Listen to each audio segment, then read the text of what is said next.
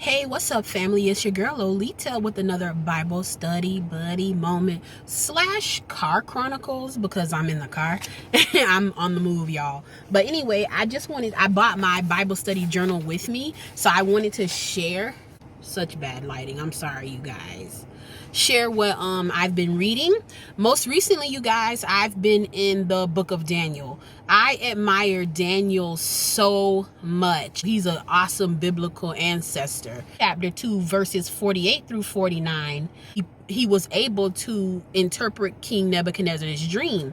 And once he did that, King Nebuchadnezzar promoted him and made him like a government official. And what Daniel did, his same friends who he went to consult with, which we know is Shadrach, Meshach, and Abednego, right? He promoted them. So Daniel got promoted, and then he promoted his friends. I was just focused on friends here, and I kind of wrote like some little notes, questions that we can ask ourselves, because I feel like, Daniel has his own book, but we don't hear as much besides the fiery furnace about Shadrach, Meshach, and Abednego. So anyways, what I focused on, you guys, in that word, I asked some questions to myself and questions we could ask ourselves, because I noticed how Daniel went and confided in his friends. He went and sought wise counsel. So I asked myself from that Bible study, do you have wise counsel, friends, or companions that you can go to for wisdom? Do you have wise counsel? Are you a wise counselor? Can anyone count on you for godly advice? These are questions I ask myself, not worldly advice, because sometimes you can go to people that you may consider someone who can give you advice, but they don't have any godly advice. They don't have any advice based off of the Bible.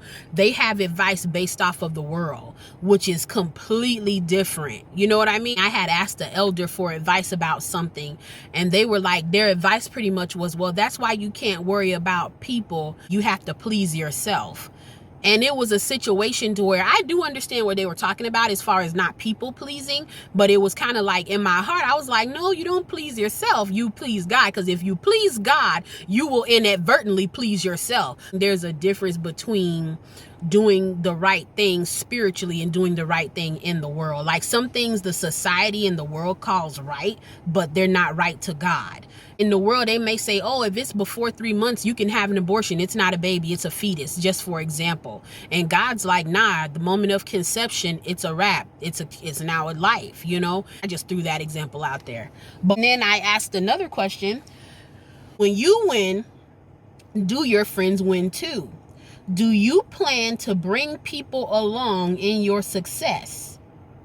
And I thought that was great, because I noted that Daniel, after he consulted his friends and he received a promotion after he did well in the king's eyes, he did not then forget about his friends and go, well, I did good, I got promoted, I'm sitting in the king's court, forget y'all paupers and peons. No, he went back and he made sure that his friends had a political ranking that they came up to. And that's something that I want. I want God to place me in a place where I can be a blessing to somebody else. So do we have a mind to like, okay, when we get something, we gonna actually do something for somebody else? Or is it all gonna be for us? We're gonna depend on people so that we can get there, but then once we get there, forget everybody. You know what I mean? So it's just some questions that we can ask while we're reading that. And I also put, do you pray with or for anyone? Because they prayed together. Shadrach, Meshach, Abednego, and Daniel, they prayed together. Do we have anyone that we can pray with? That's such an important thing. It doesn't require for anybody to be the Yoda of spirituality. Like sometimes we think for someone to pray with us, they have to be so spiritually high above us and all this kind of thing. But really, you get another believer in Christ together with an honest, with a true heart. They really believe in the Lord, and y'all pray together about something and watch a mountain move, really. So it's good to have someone to pray with. But I was just admiring the friendships between the four gentlemen, Daniel, Shadrach, Meshach, and Abednego, and noting the importance of Daniel having wise counsel, and how that aided him with King Nebuchadnezzar. Daniel was the main character, but it really wasn't all about him. He had backup. He had strength in numbers. He had 3 friends who he depended on for advice, wisdom, to pray with, and also did a little fast with too when he was like not eating the meat from Nebuchadnezzar. He only ate vegetables with his friends, you know. So anyway, I just wanted to throw that out there, like kind of like a good reminder to be a friend, like be the kind of friend you want to have. You know, if you would like someone to pray over you or pray for you, and if you're going through something, or if something good's happening, that they pray it be seen through to the end.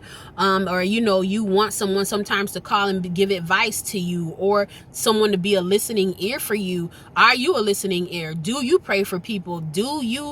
Can you give any sound advice that's not just based off of the world? You know what I mean? But anyways, that's some questions I asked myself and that I wrote in my journal so that I can be mindful of these things. Okay, hope it helps somebody. Love y'all. Bye.